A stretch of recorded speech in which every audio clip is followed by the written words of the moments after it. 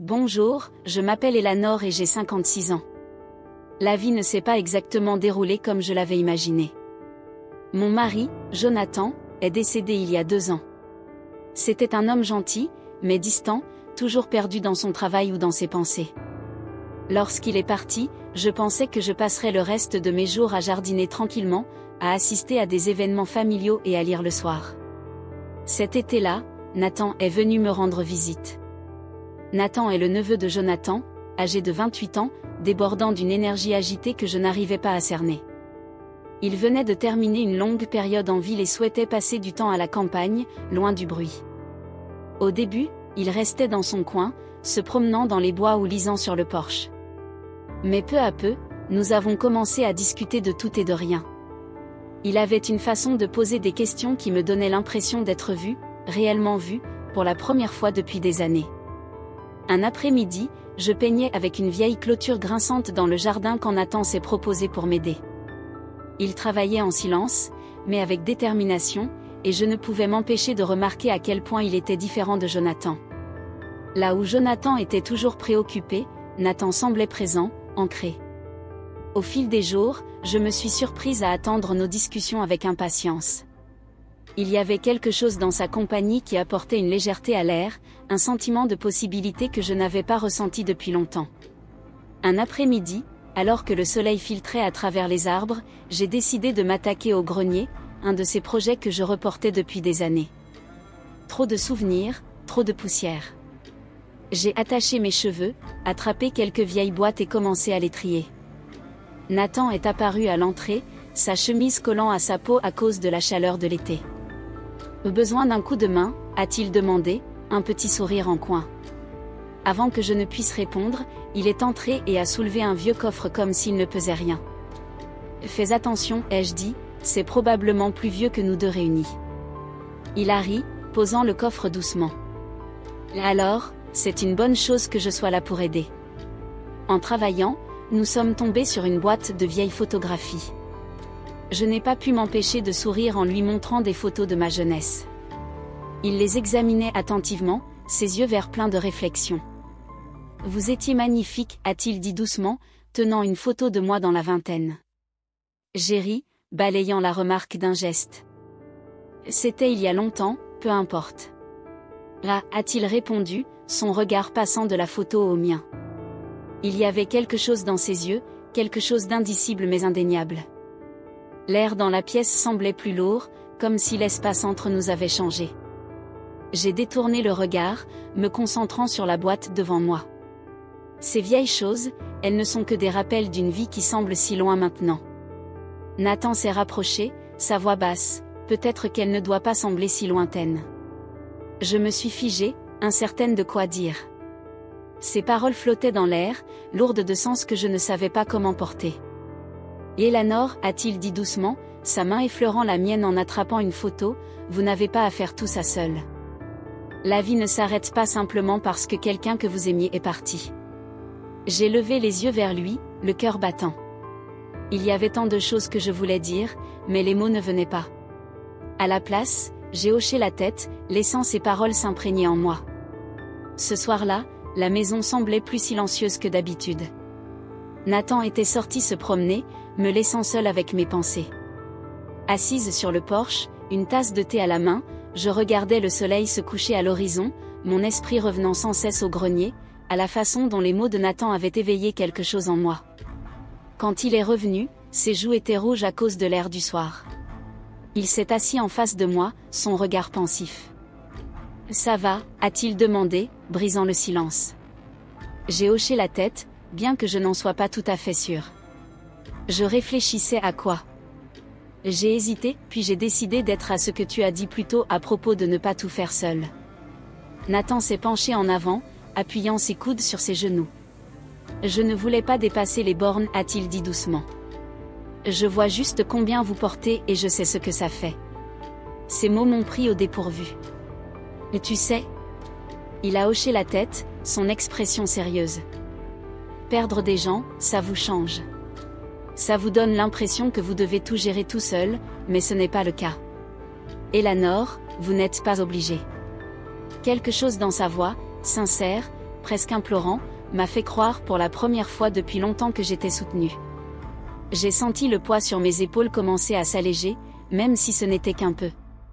Nous sommes restés là un long moment, le silence entre nous confortable, presque apaisant. Lorsqu'il s'est finalement levé pour partir, il a hésité.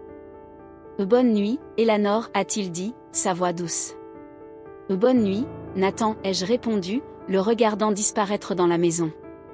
Le lendemain, je me suis surprise à chercher des excuses pour passer du temps avec lui, que ce soit pour réparer des choses dans la maison ou pour travailler dans le jardin. Je me sentais attirée par sa présence d'une manière que je ne comprenais pas tout à fait. Je ne pouvais pas expliquer pourquoi.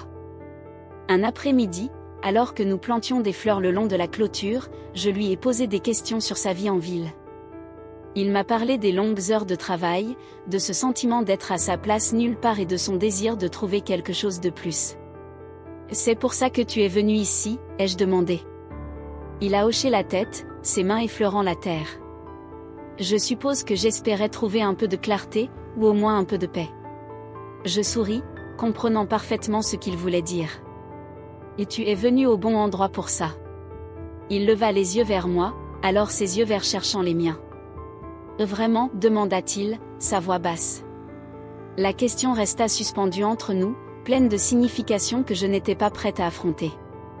Au lieu de répondre, je me tournai à nouveau vers les fleurs, mes mains tremblant légèrement. Ce soir-là, en préparant le dîner, je n'arrivais pas à me débarrasser de l'impression que quelque chose changeait entre nous. Nathan était assis à la table de la cuisine, feuilletant un vieil album photo que j'avais laissé traîner plus tôt. Ses doigts parcouraient doucement les pages, s'arrêtant de temps en temps pour observer une photo. « C'est le jour de votre mariage ?» demanda-t-il, en me montrant une photo d'Alfred et moi, debout devant l'église. Je cachai la casserole sur la cuisinière. C'était il y a une éternité. « Vous aviez l'air heureux, dit-il, bien qu'il y ait une pointe de quelque chose d'autre dans son ton, peut-être de la curiosité ou de la tristesse. »« Nous l'étions, répondis-je, gardant mon attention sur les légumes que je découpais. À notre manière, il referma l'album et s'adossa à sa chaise, son regard fixé sur moi. Et maintenant ? Je m'arrêtai de couper et me tournai vers lui. Maintenant, j'essaie de comprendre. Les yeux de Nathan s'adoucirent et pendant un moment, aucun de nous ne parla. Le silence était lourd, mais pas inconfortable. Au fil des jours, nos conversations devenaient plus profondes. Il me parla de son enfance, de ses rêves et des choses qu'il avait laissées perdues. Je partageais des histoires qui, pour certaines, n'avaient pas été dites à haute voix depuis des années. Une nuit, alors que nous étions assis sur le porche à regarder les lucioles danser dans l'obscurité, Nathan se tourna vers moi. « Est-ce que tu penses parfois à tout recommencer ?» demanda-t-il.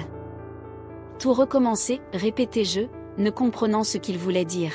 « Oui, dit-il, en laissant le passé derrière, en trouvant quelque chose de nouveau, quelqu'un de nouveau. » Ces paroles me prirent au dépourvu, mais je ne détournai pas le regard.